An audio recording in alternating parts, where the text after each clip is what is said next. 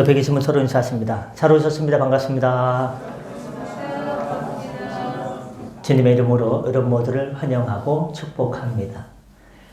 갑자기 장 집사님 성경 봉독을 이렇게 부탁했는데 아주 또박또박 한자도 놓치지 않고 잘 들어오시도록 해주셔서 감사합니다. 네. 격려의 박수. 조금 빨리 읽었으면 매주 매주 하시는 건데 조금 느리게 돼서 오늘까지 감사합니다. 예, 저도 충청도지만 좀 가끔 느린 경우가 있습니다. 은혜로운 이야기를 하고 말씀을 전하고자 합니다. 고리시 수택동에 한 집사님이 계셨어요. 그분은 장 집사님이에요. 시어머니가 저 시골에서 올라오셨습니다. 주일날 교회를 가려고 하니까 얘야 어디를 가니? 내를 냅두고 어디를 가니? 어머니 교회 좀 갔다 와야겠어요. 가지 마라. 못 왔어요. 챙겨주다가 주님 성덕교회 나가서 예배 통해서 주님 만나야 되는데 어떻게 하면 좋겠습니까? 기도할 때 하나님께서 마음에 뭉클뭉클 감동을 주시는 거예요. 얘야 시어머니가 좋아하는 게 뭐니? 사과나 배를 좋아합니다. 오늘 아침에 한 박스를 사가지고 갖다가 바쳐라. 바치고 교회 간다고 하면 오야 오늘은 갔다 오거래 할 것이다 라는 감동을 주셔서 오늘 교회 오시기 위해서 돈 많이 쓰고 오셨어요. 장집사님 할렐루야. 여러분 교회 오려면요 돈 쓰는 거예요. 사과 한 박스 배가 사과가 금사과인데요. 시어머니 마음 풀어주고 사과 갖다 바치고 예배 참석하는 야 나는 사과 한 박스를 살 수 있을까? 한 청년 이야기하고 이제 말씀합니다. 한 청년이 군대 갑니다. 논산 훈련소에 갔죠. 잘 마치면 좋겠다. 이왕이면 200명 중에 중대 인원 200명 중에 3등 안에만 들면 외박을 받는데 훈련소 퇴소하는 날 외박을 받으면 좋겠다. 또 좋은 보직도 받으면 좋겠다. 그런데 200명 중에 3등을 해서 외박을 받았지만 좋은 보직을 주시옵소서 했는데 무시무시한 지뢰 제보 공병부대에 보직이 떨어진 거예요. 무서웠습니다. 지뢰를 만지다가 툭 터지면 어떡할까. 그래서 후반기 장성에 있는 상무대에 들어갔습니다. 그 청년이 주님 이제 뭐 병과는 정해졌고 보병 중에 보직은 정해졌고 이제 좋은 부대에 자대 배치받게 해 주시옵소서. 한 사람은 얘기하는 거예요. 주님 이왕에 군생활하는 거 하나님을 깊이 만나려면 강원도, 인제, 원통, 꼴짜기로 보내주셔서 하나님을 깊이 만나게 해주세요. 그런데 나의 기도와 나의 뜻과 하나님의 응답과 하나님의 뜻이 다를 때가 너무나 많다는 걸 깨닫게 됩니다. 그 상무대 훈련반은 장애물 개족반 애들 중에 다 병과 자대 배치가 나오는 거예요. 인제, 원통, 철원 다 전방으로 가는데 한 명이 인천에 무슨 17사단인가 거기로 가는 겁니다. 내가 거긴가 하는데 거기는 다른 애고요. 그 청년이 어디로 부대 배치를 받았냐? 거기에서 제일 편안한 후방 경기도 오산 영통 옆에 화성 51사단 50 넘어가면 어딘지도 몰라요. 후방 부대에 배치를 받았어요. 야 할렐루야 후방이다.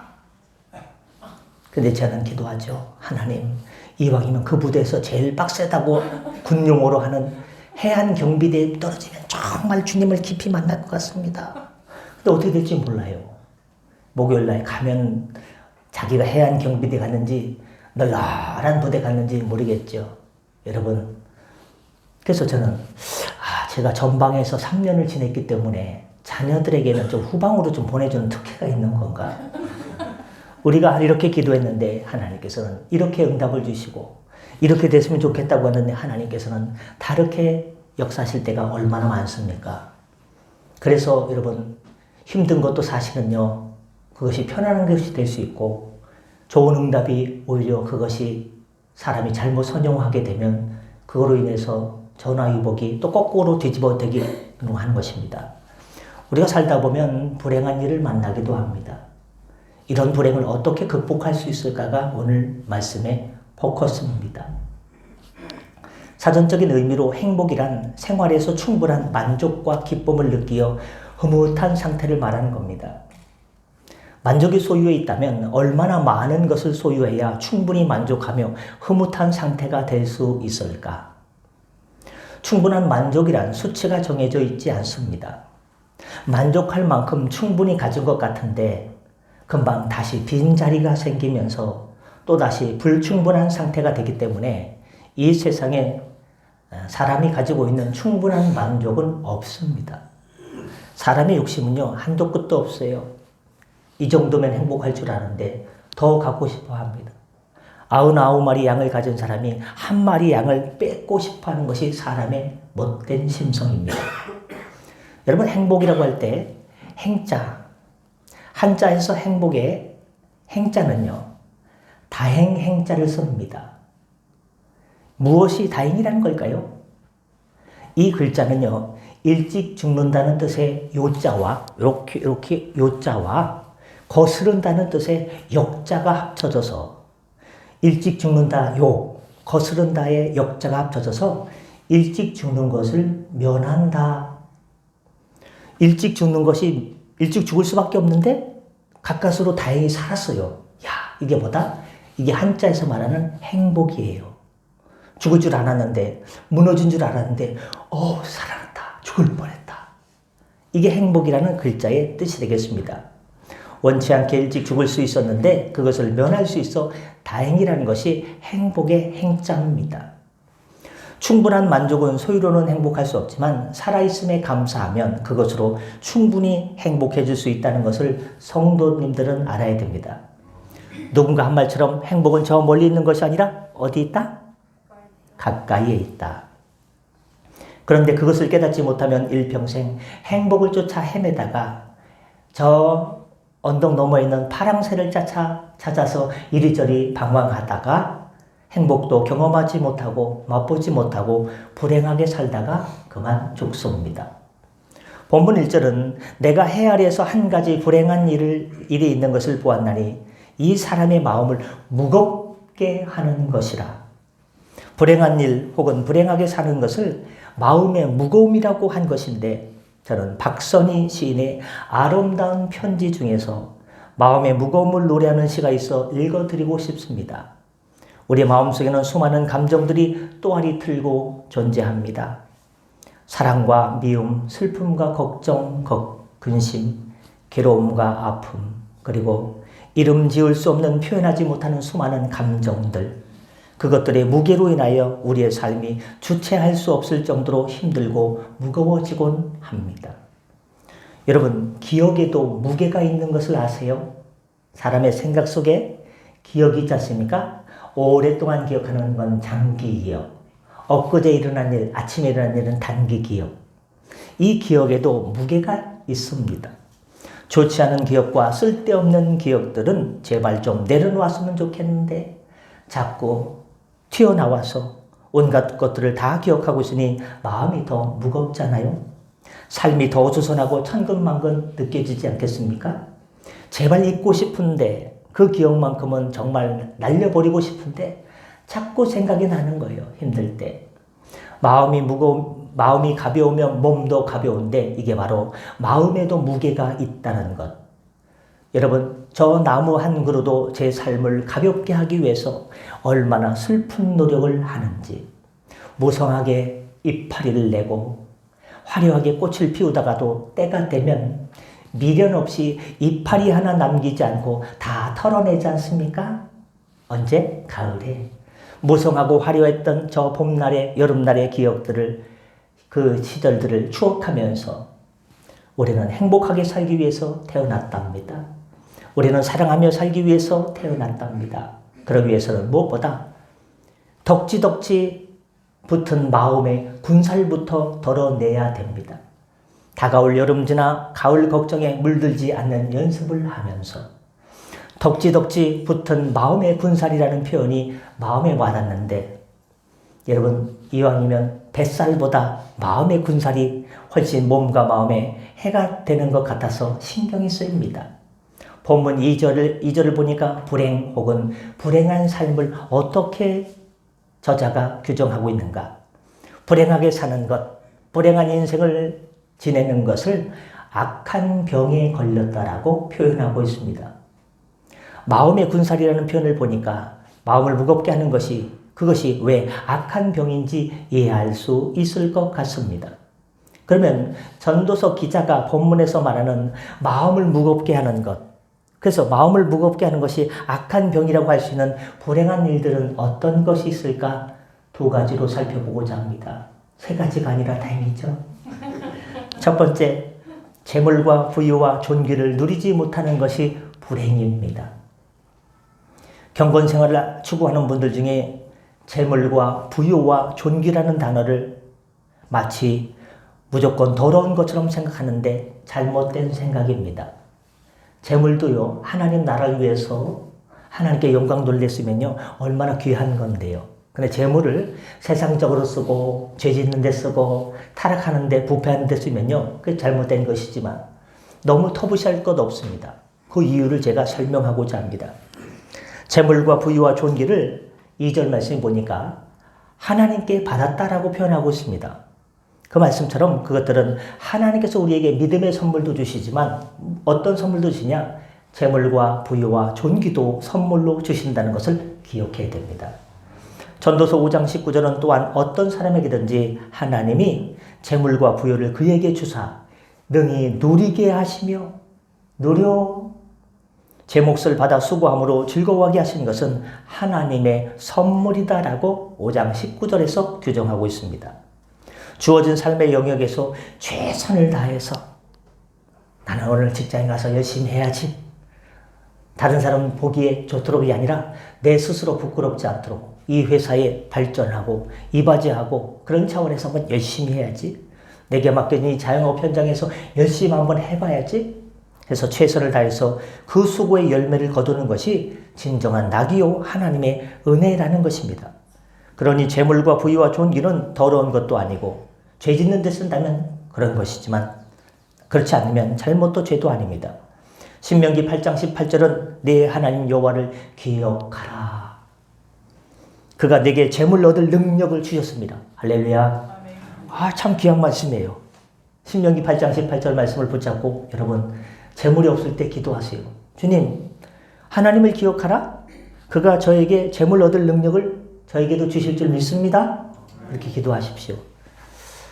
이 말씀은 하나님께서 재물 얻을 능력을 주셨기 때문에 재물을 얻은 것이니 재물을 소유했다고 교만 떨지 말고 하나님의 영광을 위해서 멋지게 한번 써봐라 이 말입니다. 괜히 머리가 좋은 것도 아니고 괜히 손재주가 있는 것도 아니고 괜히 사업수단이 좋은 것이 아니라 어떻게 해요? 하나님께서 그런 능력을 주셔서 재물을 얻게 해 주셨다는 것이 신명기 8장 18절의 말씀입니다. 그런데 경우에 따라서는 능력이나 노력과 상관없이 하나님께서 직접적으로 누구 마음대로? 엿장수 마음대로? 하나님 마음대로 나는 능력이 없고 내가 목사님 저는 신기한 은사가 있어요. 집사님 무슨 은데요? 무슨 은사인데요? 제가 손만 대면 무조건 망해요. 제가 손 대면 멀쩡한 것도 넘어져요. 대단하지 않습니까? 이 손이? 좀 대단하긴 하네요. 그런데 그럴지라도요. 하나님께서 손재주가 없고 이렇게 하는 것마다 안 돼도요. 하나님께서 엿장수 마음대로 하나님 마음대로 그냥 거둬 주실 때가 있어요. 어디 나오냐? 출애굽기 12장 36절에 출애굽할 때 하나님께서 애굽 사람들에게 이스라엘 백성들에게 은혜를 입히게 하사 그들이 구하는 대로 출애굽할 건데 애굽 사람들한테 얘기하는 거예요. 금 좀 줘, 은 좀 줘, 금가락지 줘, 발찌 줘 하면요. 애굽 사람들이 달라는 대로 다 주는 거예요. 세상에. 그들이 애굽 사람의 물품을 취하였다라고 말씀하고 있습니다. 또한 신명기 6장 11절에는 내가 채우지 아니한 아름다운 물건이 가득한 집을 얻게 하시며 여러분에게 집이 있길 바랍니다. 내가 파지 아니한 우물을 차지하게 하시며 제가 성덕교회 앞마당에서 우물 안 봤는데요. 물이 막 나오는 거예요. 근데 우리 땅이 아니니까 저쪽에다 줘야겠네. 하여튼 우리 땅이 있는데 뭐 교회 마당 뒷 데크에다가 땅을 팠는데 우물이 막 나오는 거예요. 좋은 건가? 하여튼 좋은 그래요. 사막에서 우물은요 생명 아니겠습니까? 내가 심지 아니한 포도원과 감람나무를 차지하게 하사 내게 배불리 먹게 하실 때라는 말씀이 분명히 있습니다. 솔로몬도 그 하나님을 경험했는데 그가 하나님께 하나님 1000번제를 드리는 거예요. 하루에 소 한 마리씩 드렸다는 얘기도 있고 한꺼번에 1000마리를 드렸다는 얘기도 있는데요. 중요한 거는 예배를 사모하며 드렸다는 것이죠. 하나님 그래 1000번제 내가 감동 먹었다니 널 위해서 뭘 줄까? 하나님 제가 왕이 됐는데 백성들을 잘 다스릴 수 있게 지혜로운 마음을 주시옵소서 라고 했습니다. 그때 열왕기상 3장 13절에 보니까 하나님께서 그가 구하지 아니한 부귀와 영광도 주셨다고 했습니다. 할렐루야. 하나님께서 주신 재물은 탈날 일도 없고 먹어서 뒤탈릴 날도 없고 문제가 생길 일도 없이 깔끔합니다. 어떻게? 깨끗해요. 사투리 쓰면. 근데 사람이 자기의 그런 부정으로 얻은 재물은요 어떻습니까? 탈날 일이 툭툭 터집니다. 언제 터질지 몰라요. 잠언 10장 22절은 여호와께서 주시는 복은 사람을 부하게 하고 근심을 겸하여 주시지 않는다라고 말씀하셨기 때문입니다. 하나님께서 여러분에게 이런 재물과 부귀와 존귀를 주시기를 축원합니다.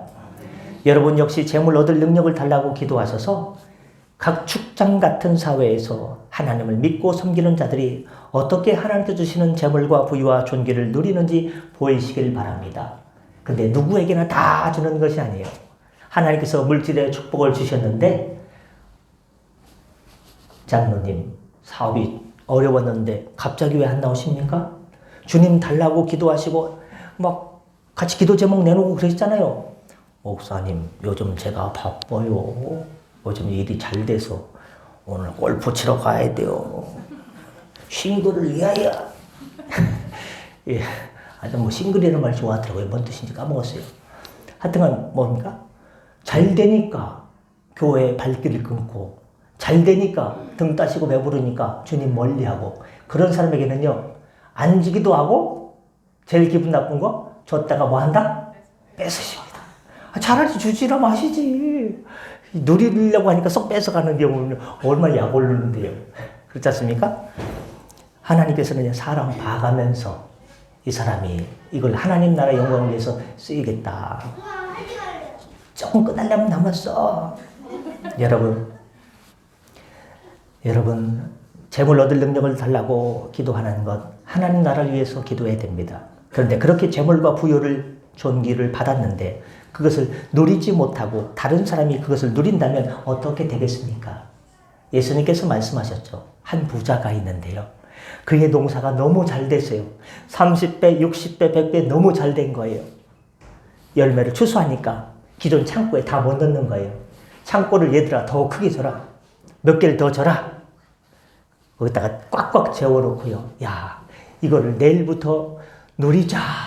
이제 나는 편하게 집사람과 해외여행 다니면서 누리자. 먹고 마시고 우리 애들과 누리자 했는데 주님께서 오늘 밤에 내 영혼을 걷어가시면 그것이 누구의 것이 되겠는가? 이놈아! 라는 말씀이 있지 않습니까? 이놈아는 없어요. 근데 그런 분위기예요. 여러분, 재물과 부귀와 존귀를 받았는데 누리지 못하고 다른 사람이 누린다면 얼마나 배가 아프겠습니까? 그것이야말로 화병이 날 지경이고 그 자체가 불행한 일입니다. 요즘 뭐 유행하는 뭐 눈물의 여왕? 거의 한 사람이 있어요. 그렇다면 왜 그것을 받아놓고 누리지 못하는가? 2절은 하나님께서 그가 그것을 누리지 못하도록 허락하지 않으셨기 때문입니다. 저 노예 가면요, 제일 재미난 게 있어요. 누가 뭐라고 하면요, 동의 대청이 없으면 안 되는 거고요. 오케이 하면요, 가시면 예 하시고, 아니면 쉬면 뭐 하시고, 그러면요, 노회장님이요, 망치를 봉으로 뚝뚝 때리면서, 허락이요! 저도 노회장 하고 싶은 마음은요, 일도 없는데, 하고 싶은 마음이 일이 있다면, 그거 한번 두드려본 거, 허락이요! 아니, 그 마음 없다고 하시는 말씀, 어쩌고 하는 말씀. 여러분, 시켜주지도 않아요. 이 말씀은 죄를 범하였기 때문에 하나님께서 그에게 주신 모든 것을 그에게 뺏어서 죄를 져가지고 하나님께서 복을 주셨는데 하나님 나라를 위해 쓰지 못하고 막 죄 짓는 일에만 그 물질을 쓰고 막 그걸 쓰니까요. 하나님께서 뺏으셔서 그것을 누리지 못하게 하신다는 말씀입니다. 저 이스라엘의 초대왕 사울을 보십시오. 하나님께서 그를 택하여 이스라엘의 초대왕이 되게 하셨습니다. 하나님께서 그를 최고의 존귀한 자리에 오르게 하셨는데 사울은 하나님의 명령에 거듭 불순종했습니다. 자기 마음대로 내 마음대로 제사 드리고 내 마음대로 내 생각대로 아말렉을 진멸하지도 않았습니다. 좋은 곳 있으면 다 진멸해야 되는데 끌고 와. 그렇게 좋은 걸 죽으면 어떡해. 자기 마음대로 살았습니다. 결국 하나님은 사울을 버렸습니다. 비록 사울은 죽을 때까지 왕의 지위를 지속했지만 평생 마음이 무거웠을 뿐만 아니라 하나님의 신이 성령께서 그를 떠나고 악신이 대신 들어와서 그야말로 악한 병에 평생 시달렸습니다. 그는 하나님께서 인정하지도 않고 돕지 않는 유명무실한 왕이었다가 즉 왕으로서 무슨 덕이 온 거예요? 레임덕이 온 거예요. 레임덕. 결국 전쟁터에서 전사했는데 나중에는 목이 잘리고 갑옷이 벗겨진 몸통은 성벽에 박힘으로 죽어서도 수모와 수치를 다 받아내야 됐습니다. 하나님께 재물과 부귀와 존귀를 받는 것도 중요합니다. 그러나 그것을 누리는 것이 선용하는 것이 중요합니다. 때문에 사울처럼 하나님께 범죄함으로 그 모든 것을 상실하는 안타까운 인생 되지 않기를 소망합니다. 두 번째 중에 두 번째, 행복으로 만족하지 못하는 것이 불행입니다. 따라합니다. 행복으로 만족하지 못하는 것이 불행이다. 구약에서 하나님께 복을 받은 사람의 증거가 몇 가지 나오는데 하나는 자녀를 많이 낳는 것입니다. 우리 대한민국에 지금 제일 필요한 것 아니에요? 근데 교육비가 힘들어서 집 얻는 것이 힘들어서 이해는 많이 갑니다. 왜 그런지 공감은 많이 됩니다. 근데 성경에서는요. 하나님께 복받은 증거 중에 하나가 자녀를 많이 낳는 겁니다. 리브가는 천만인의 어머니가 되라는 축복을 받았고 야곱의 아내들은 아들들을 낳고 하나님을 할렐루야 하고 찬송했습니다. 시편 127편은 자식들은 여호와의 기업이요 장사의 수중에 화살 같다고 하면서 이것이 그의 화살통에 가득한 자는 복되도다라고 했습니다. 이거 고려 시대 궁수 있지 않습니까? 이거 딱 그 화살통을 갖고 다닙니다. 화살이 많이 있으면요, 수북하면요, 전쟁에 나가도요, 못 맞춰도요, 다시 조준하고 쏘면 되지 않습니까? 근데 이거는 힘이야, 힘. 강력한 힘. 자손이 많으면요, 이렇게 화살통에 화살이 많은 것처럼요, 든든하다 이 말입니다. 하나님께 복을 받은 증거, 그것이라고 했는데, 또 다른 증거는 장수하는 것, 오래 사는 것입니다. 출애굽기 20장 12절을 보면 부모님을 공경하면 하나님께서 주신 땅에서 내 생명이 길리라 라고 말씀해 주시고 약속해 주셨습니다. 신명기 11장 9절은 하나님의 말씀을 지키고 자녀에게 그 말씀을 가르치면 나는 부모님께 효도 못하고 부모님 벌써 떠나셨는데 그러면 나는 장수할 길이 없나? 또 하나 제가 가르쳐 드릴게요. 신명기 11장 9절에 하나님 말씀을 지키고 자녀에게 그 말씀을 지키면 내가 지금부터 말씀대로 신앙생활 한번 멋지게 해봐야겠다. 말씀대로 믿음으로 승리해봐야겠다 하면서 자녀들에게 신앙생활 이렇게 하면 이렇게 해야 돼. 하나님 싫어하셔. 이 길로 가야 돼. 하고 잘 가르치면 너희의 날이 장구하리라. 할렐루야. 부모님께 효도하는 것도 장수의 길이고 믿음 생활 잘하면서 자녀에게 신앙교육을 잘 전수하는 것도 다음 세대를 키우는 것도 장수의 길인 것입니다. 21세기 한국교회 화두가 뭡니까? 다음 세대일 거요. 앞으로도 계속해서 다음 세대일 겁니다. 왜? 애들을 별로 안 나니까. 교회도 애들 소리가 잘 안 들리니까.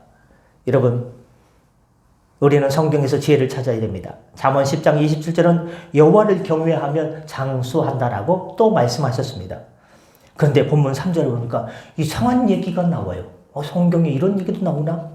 100명의 자녀를 낳고 별로 놀라지도 않네요. 1000명을 낳아야 놀라실 거예요?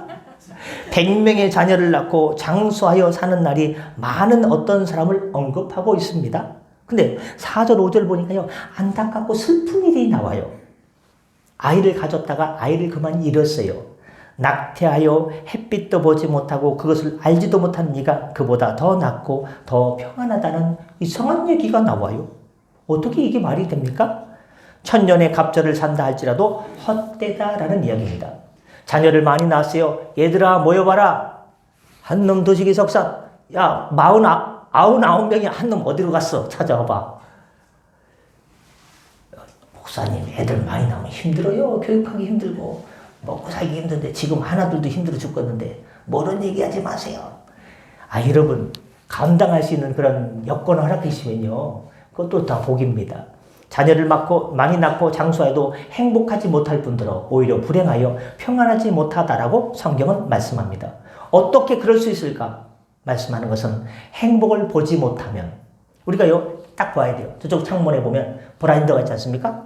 우리가 행복을 봐야 되는 거예요. 행복은 보는 거예요.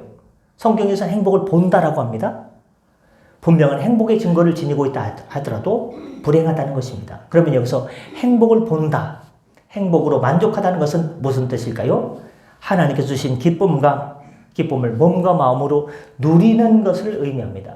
행복을 본다는 것은 누린다. 보는 것에 끝나는 것이 아니라 그것을 누려야 되는 것입니다.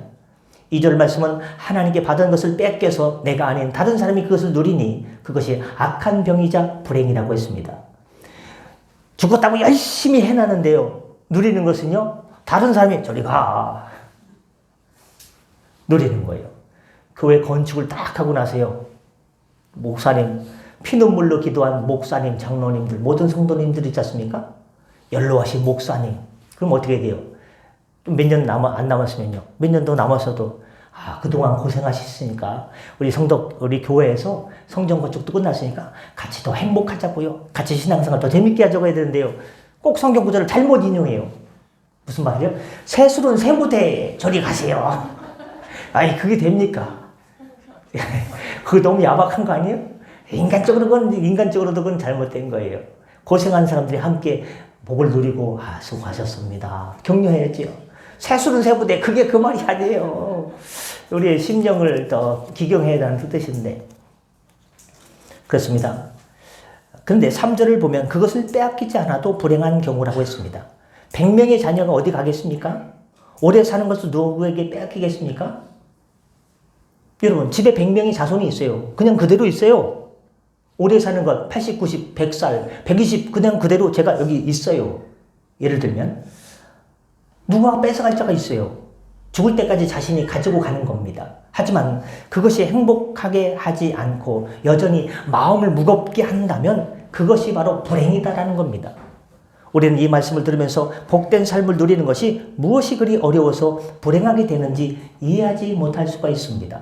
하지만 제가 왜 그런지 하지만 감사함이 없는 사람은 충분히 그렇게 살아갑니다. 감사함이 없는 사람은 하나님께서 내게 수많은 선물을 주셨다는 것을 모릅니다. 까마귀 고기를 많이 잡숴가지고 그러면서 계속하여 하나님께 뭔가를 타고 달라고만 합니다. 그러니 그는 감사한 일들이 수없이 많아도 그것을 누릴 수가 없는 것입니다. 자녀가 많아도 감사하지 못하고 불평하면 그는 불행한 사람입니다. 장수해도 감사하지 못하고 불만을 품으면 그는 불행한 사람입니다. 저 출애굽한 이스라엘 백성들을 힘내 보십시오. 그들은 하나님의 선택으로 하나님의 백성이 되었을 뿐만 아니라 세계 역사상 가장 많고도 놀라운 기적을 목격하고 경험했습니다. 홍해를 마른 땅처럼 홍해바다가 쫙 갈라지면서 마른 땅처럼 건넜고 밤과 낮으로 불기둥과 구름기둥으로 인도와 보호하심을 받았으며 수고하지 않아도 만나와 메추라기가 새벽마다 내려서 양식으로 삼아서 든든히 배불리 맛있게 먹었습니다. 반석에서 터져나오는 물을 시원하게 먹고 갈증이 해소되었습니다. 아무런 훈련을 하지 않아도 아말렉 군대를 물리칠 수 있었고 기도하면 아말렉 군대를 이기는 거예요. 그 험한 광야길을 걸어도 뭐가 헤어지지 않았습니까? 신발이 뒤꿈치가 앞꿈치가 가운데가 헤어지지 않았습니다. 좀만 걸어도 닳기 마련인데 신발이 헤어지지 않는 놀라운 기적을 경험했습니다. 더구나 하나님께서 친히 앞서 가시면서 적과 꿀이 흐르는 가나안 땅으로 인도하셨으니 얼마나 땡큐 감사한 일입니까? 날마다 춤추고 웃으며 기뻐할 일들 태산입니다. 그런데 안타깝게도 그들은 감사하지 않고 도리어 늘 불평과 원망을 일삼았습니다. 길이 험하다고 원망하고 물이 없다고 원망하고 심지어는 부추와 마늘을 먹지 못한다고 원망했습니다. 몸에 좋은 건 하나 가지고 가나안을 목전에 둔 곳에서는 10명의 정탐꾼들이 말한 불신앙의 보고를 그대로 믿고 원망하며 지휘관들을 세워서 애굽으로 돌아가겠다라고까지 얘기했습니다. 결국 그들은 광야에서 40년간 방황해야 됐으며 출애굽을 경험한 1세들은 갈렙과 여호수아를 제외하고 모두 광야에서 죽어버렸습니다. 저와 여러분 어떻습니까? 하나님께서 저와 여러분에게 주신 선물을 날마다 헤아려 보십니까? 날 구원하신 주 감사라는 찬양이 있는데 가사에는 우리가 놓칠 수 있는 감사의 제목들이 기록되어 있습니다. 말씀 마치고 들었겠습니다. 날 구원하신 주 감사, 모든 것 주신 감사, 지난 추억이나의 감사, 주 내 곁에 계신 감사, 향기로운 봄철 감사, 외로운 가을 감사. 언제 아멘이 나오나 끝나야 되는데 사라진 눈물도 감사하다고 했습니다. 길가에 장미꽃도 감사하고 장미꽃 가시도 감사하고 따스한 가정을 주시고 희망을 주심도 감사하면서 기도에 응답한 것도 감사하고 거절한 것도 감사하다고 고백했습니다. 이렇게 감사하는 사람의 마음이 무거울 수 있고 불행할 수 있겠습니까? 날마다 행복하고 기뻐하며 즐거워할 것입니다. 여러분의 삶이 꼭 그렇게 되기를 예수님의 이름으로 축원합니다. 본문 12절은 우리가 놓치지 말아야 할 중요한 말씀이 있습니다. 헛된 생명의 모든 날을 그림자같이 보내는 일평생에 사람에게 무엇이 낚시인지를 누가 알며 그 후에 해 아래서 무슨 일이 있는 것을 누가 능히 그에게 고하리요. 생명의 모든 날을 그림자같이 보내는 것이 마음을 무겁게 하는 것이고 인생을 불행하게 하는 것이다 이 말입니다. 그림자란 실체가 있는 것 같지만 허상이며 쉽게 사라집니다. 인생의 날이 빨리 사라져가는 것을 암시적으로 비유적으로 표현하는 것이 그림자 인생입니다. 내가 언제 50이 됐을까? 내가 언제 75가 됐을까?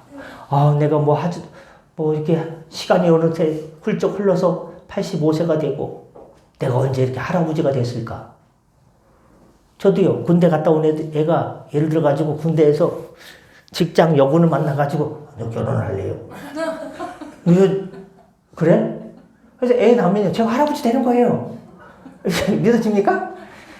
괜한 소리 한다고 빨리 마치라고 해서 여러분 그렇다는 거예요. 하나님의 사람들은 생명의 모든 날을 감사하며 행복하게 살아야 됩니다.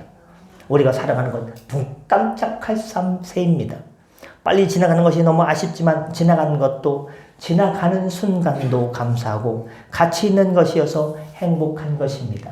지금 어려워도 그것이 나중에 비가 온 다음에 땅이 굳어지는 것처럼 지금의 고통인 내 신앙을 단단하고 바로 정금같이 만드는 것이기 때문에 가치가 있는 일이고 잘 극복해야 됩니다. 그런데 어떤 사람들은 그 귀한 생명의 시간을 헛된 수고와 근심 가운데 그림자같이 헛되이 보냅니다. 전도서 9장 4절에 되게 아주 신기한 말씀이 있어요. 모든 산자들 중에 있는 자들에게는 누구나 소망이 있음은 이 말씀입니다. 산 개가 살아있는 개가 누구보다 낫다? 죽은 사자보다 낫다라는 말씀이 있습니다. 사자가 살았을 때는요, 개가요 뒷걸음질 치지 않겠습니까? 하면서 비교도 살 수 없습니다. 하지만 사자가 일단 죽어버리면 아무리 살아있는 사자가 죽은 사자는요 살아있는 개와 비교할 수 없습니다. 죽은 사자에게 개가 다가가서 해도요 쉬 하고 이를 봐도 사자는 죽었기 때문에 아무것도 할 수가 없습니다. 그만큼 살아있다는 것이 그 무엇보다 귀하고 큰 은혜입니다. 그런데 어떤 사람은 살아있으면서 마치 죽은 사자처럼 살아가는 자들이 있습니다. 산송장이라고 하죠. 그 이유는 생명을 주신 하나님께 감사하지 못해서입니다. 사실 인간은 매우 무지하고 연약하며 제한적인 존재입니다. 무엇을 아는 것 같지만 실은 아는 것이 너무 적어서 실수하고 속고 놓치는 것들이 많습니다. 전문가라고 하고 박사님이라고 하는데요. 그 분야는 잘 알아요. 요거는 이렇게 하면 되고 요건. 근데 그분들의 특징이 있어요. 다른 것들은 기본 상식도 모르는 분들이 일부 분들이 많아요. 왜? 이것만 연구했으니까. 이것만 전문가니까. 다 전문가가 아니에요. 놓치는 것들이 있습니다. 또 강한 것 같지만 실은 너무나 연약해서 눈에 보이지 않는 바이러스에도 목숨을 잃고, 코로나가 바이러스가 들어왔다가 그것 때문에 그냥 죽고, 작은 말에도 큰 충격을 받아서 산이 죽니 합니다. 말씀 마치고자 합니다. 또 무엇이든 할 수 있는 것 같지만 막상 뭔가를 하다 보면 벽에 가로막혀서 할 수 있는 것이 없다는 것을 깨닫는 것이 연약한 인생입니다. 그런 무지와 연약함과 제한이 낙심하게 만들고, 그런 낙심이 생명의 모든 날을 그림자같이 헛되이 지내도록 민다는 것입니다. 해결책이 그런데 있습니다. 다행이죠. 전능하시고 전지하시며 제한이 없으신 하나님을 믿고 따라합니다. 믿고 신뢰하며 그 하나님으로부터 지혜와 힘과 능력을 받는 것입니다. 그렇게 하나님의 것을 사용할 때 우리는 모든 것을 할 수 있게 됩니다. 예수 그리스도 안에 거하고 주의 말씀이 우리 안에 거하면 구하는 모든 것이 이루어진다라고 약속해 주셨습니다. 2024년 이제 4개월이 흘러가고 있습니다. 남은 8개월 동안도 헛되지 않고 부유하고 값진 인생으로 잘 살아가시길 바랍니다. 그러기 위해서는 하나님을 더욱 신뢰하십시오. 더욱 주의 말씀을 붙잡고 살아가십시오. 반드시 그 은혜를 받아 누리게 되는 복을 받아내시기를 예수님의 이름으로 간절히 축원합니다. 기도 마치고 찬양 듣겠습니다. 은혜 주님 주 안에 행복이 있음을 깨닫고 말씀 안에 주님의 섭리 안에 거하여 행복한 성도의 삶을 누리게 하여 주시옵소서. 연약한 우리를 주 성령께서 인도하여 주시옵소서. 감사드리며 우리 구주 예수님의 이름으로 기도드립니다. 아멘. 이 시간은 설교 중에 나온 날 구원하신 주 감사라는 찬양 송민경 찬양사님 해주시겠습니다.